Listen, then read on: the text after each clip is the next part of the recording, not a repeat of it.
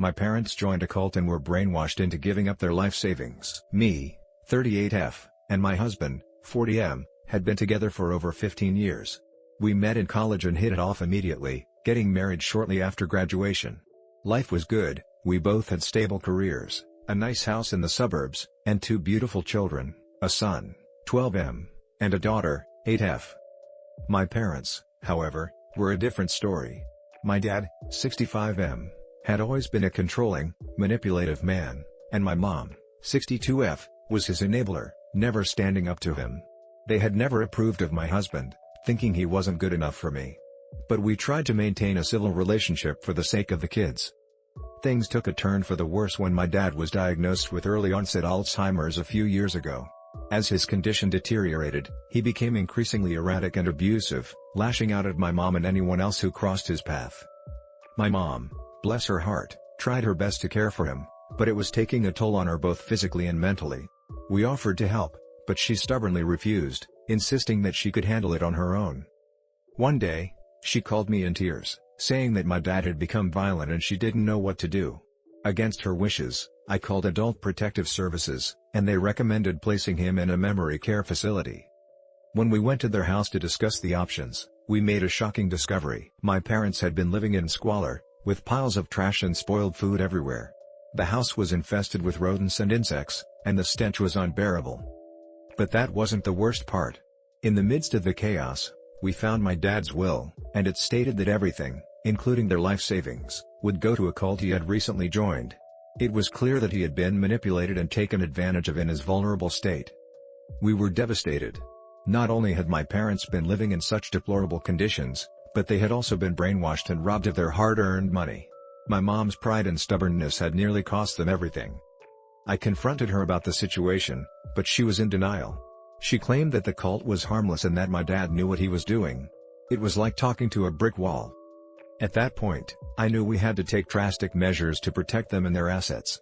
I consulted a lawyer, and he advised us to pursue guardianship over my parents and their finances. When we broke the news to my mom, she was furious. She accused us of trying to control them and take away their independence. My dad, in his lucid moments, backed her up, spewing vile insults and threats. Things escalated quickly, and the police had to be called to keep the situation from getting out of hand. It was a heartbreaking moment, seeing my once loving parents reduced to this state, lashing out at the people trying to help them. Despite their protests, the court granted us temporary guardianship, allowing us to move my dad into a care facility and take control of their finances. It was a difficult decision, but we knew it was for their own good. My mom, however, refused to cooperate. She continued to visit the cult, pouring what little money she had left into their coffers. We tried to reason with her, but she was convinced that they were the only ones who truly cared about her and my dad. The situation grew increasingly tense, with my mom accusing us of stealing her money and keeping her from her husband. She even attempted to break into the care facility to take my dad away, leading to a restraining order being filed against her. It was a nightmare, watching my once loving mother descend into this paranoid, delusional state. The cult had completely brainwashed her, turning her against her own family. Things came to a head when we discovered that the cult had been slowly draining my parents' bank accounts and selling off their assets. They had taken advantage of my dad's condition and my mom's vulnerability, robbing them blind. We knew we had to take action, but my mom was still under their influence. She refused to listen to reason, accusing us of lying and trying to control her. After consulting with our lawyer, we decided to take the cult to court. We filed a lawsuit, accusing them of elder abuse, fraud, and undue influence. It was a risky move, but we knew it was the only way to protect what was left of my parents' assets. The legal battle was long and ugly, with the cult putting up a fierce fight. They tried to discredit us and paint us as the villains, but we had the evidence on our side. As the case dragged on, tensions within our family reached a boiling point. My mom continued to side with the cult, cutting off all contact with us and accusing us of betraying her and my dad. It was a heartbreaking situation, but we knew we had to stay strong. We couldn't let the cult get away with what they had done. The turning point came when one of the cult's former members came forward as a whistleblower, exposing the inner workings of their organization and the extent of their manipulation tactics. With this new evidence, we were able to build an even stronger case against them, and the tide began to turn in our favor. After a grueling 2-year legal battle, we finally emerged victorious. The court ruled in our favor, ordering the cult to pay restitution and dissolve their organization. It was a bittersweet victory, however, as the damage had already been done. My parents' savings were nearly depleted, and their relationship with us was strained beyond repair. In the aftermath of the trial, we were able to recover a portion of my parents' assets, but it was a drop in the bucket compared to what they had lost. The cult's leader was sentenced to prison for his role in the scheme, but the organization itself had gone underground, making it difficult to hold them fully accountable. The emotional toll of the ordeal was even more devastating. My mom never forgave us for what she perceived as a betrayal, and she cut off all contact with us and the grandchildren. My dad, meanwhile, had deteriorated to the point where he no longer recognized us. It was a heartbreaking end to what had once been a loving family. Looking back, it's hard to believe how quickly things spiraled out of control. What started as a desire to help my parents in their time of need turned into a nightmare of betrayal, manipulation, and loss. While we may have won the legal battle, the emotional scars will never fully heal. The cult robbed us of more than just money. They robbed us of our family, our trust, and our sense of security. It's a cautionary tale of the dangers of vulnerability and the lengths some people will go to exploit it. If there's one thing I've learned, it's the importance of vigilance and never letting your guard down, even with those closest to you. Break story 2. Me, 38F, and my husband, 40M, have been married for 12 years.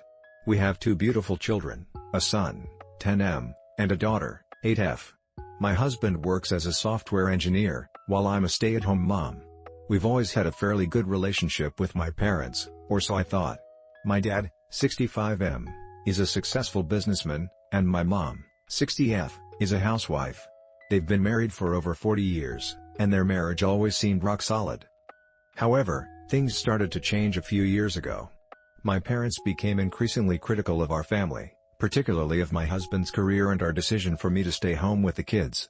They would make snide comments about how we were living off his paycheck and that I was lazy for not working. The tensions escalated when we decided to move out of state for my husband's job. My parents were furious, accusing us of abandoning them and depriving their grandchildren of their presence. They tried to guilt-trip us into staying, even offering to buy us a house closer to them. When we politely refused, the situation took an ugly turn. My parents started bad-mouthing my husband to our extended family, claiming he was controlling and that he had brainwashed me into moving away. They even tried to turn our kids against him, telling them that their dad was selfish for taking them away from their grandparents. Despite their attempts to sabotage our move, we went ahead with our plans. We settled into our new home, and life seemed to be getting back on track. That is, until I made a shocking discovery. One day, while going through some old paperwork, I stumbled upon a copy of my parents' will. Out of curiosity, I decided to take a look. What I found left me absolutely stunned. In the will, my parents had explicitly stated that they were leaving their entire estate, including their multi-million-dollar business and properties, to my brother, 35M, and his family. My husband, our kids, and I were completely excluded. I was devastated. How could my own parents do this to us? We had always been a close-knit family, or so I thought. I couldn't understand their reasoning behind this betrayal. As I dug deeper, I discovered even more disturbing details. My parents had set up a trust fund for my brother's children, ensuring that they would be financially secure for life. Meanwhile, our own kids were left with nothing. It was clear that this was a calculated move, designed to punish us for our decision to move away and live our lives on our own terms. The resentment and bitterness my parents harbored towards my husband and our family choices were now glaringly apparent. Overwhelmed with anger and hurt, I decided to confront my parents. I arranged a video call with them, determined to get to the bottom of this betrayal. The conversation was heated from the start. My parents tried to justify their actions, claiming that they were protecting their legacy and that my brother's family was more deserving of their wealth since they lived closer and were more involved in the family business. They accused my husband of corrupting me and leading me astray, and that their decision was a way to punish him for taking me and their grandchildren away from them. I was fuming.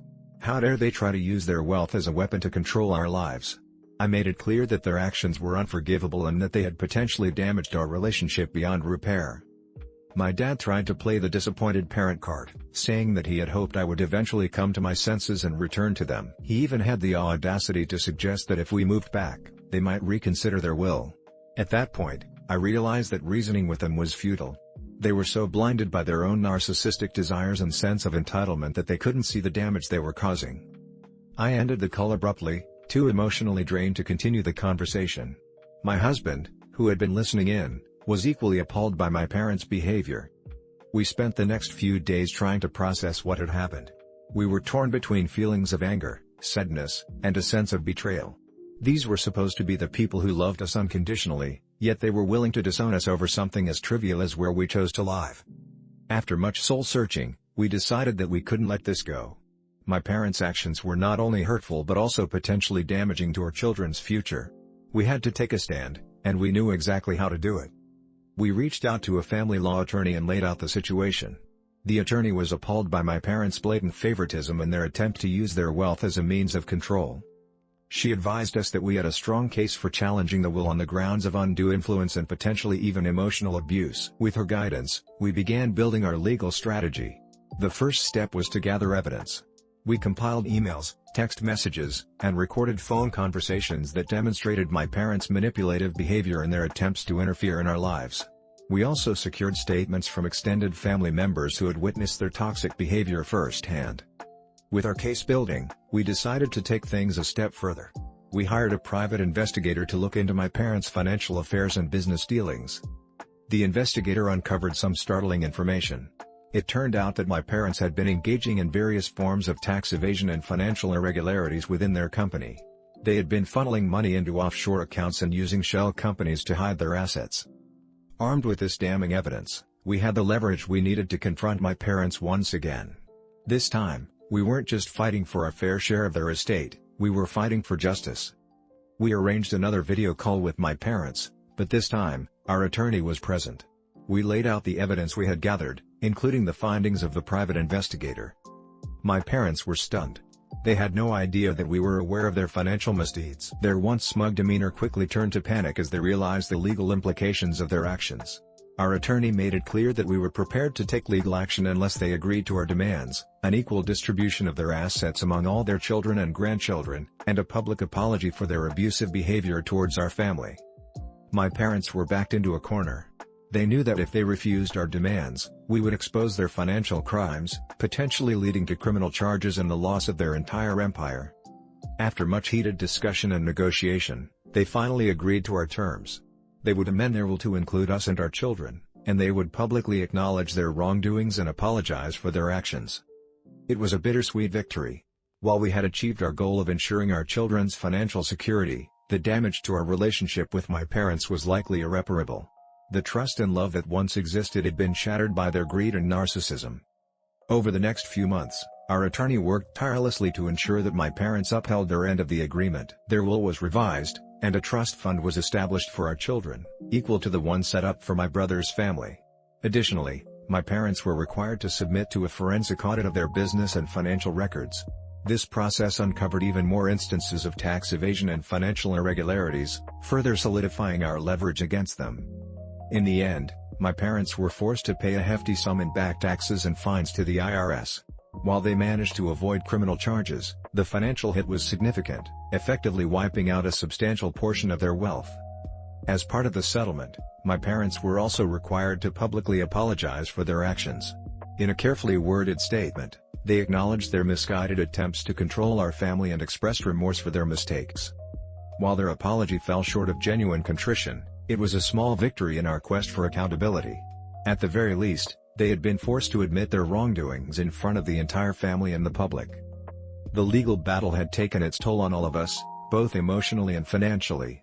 But in the end, we had achieved our goal of securing our children's future and exposing my parents' toxic behavior. In the aftermath of the legal proceedings, our family was left to pick up the pieces of our shattered relationships. My husband and I made the difficult decision to cut off all contact with my parents, at least for the time being. The emotional scars ran deep, and we needed time and space to heal. We knew that rebuilding trust with my parents would be a long and arduous process, if it was even possible at all. Our children, though initially confused by the events, were ultimately relieved that their future had been secured. They were young, but they had witnessed firsthand the toxic behavior of their grandparents and the lengths we had to go to protect our family. Looking back, the nuclear revenge we took against my parents was a last resort, a desperate measure to protect our family from their narcissistic grip. While we had achieved a legal victory, the emotional toll was immense. Relationships that once seemed unbreakable had been shattered, and the road to reconciliation, if we even chose to take it, would be long and difficult. Trust had been violated, and the scars of betrayal ran deep. Yet, through it all, our family remained resilient. We had weathered the storm, and we had emerged stronger, more united, and with a renewed appreciation for the values that truly mattered: love, loyalty, and the unwavering commitment to protect one another, no matter the cost.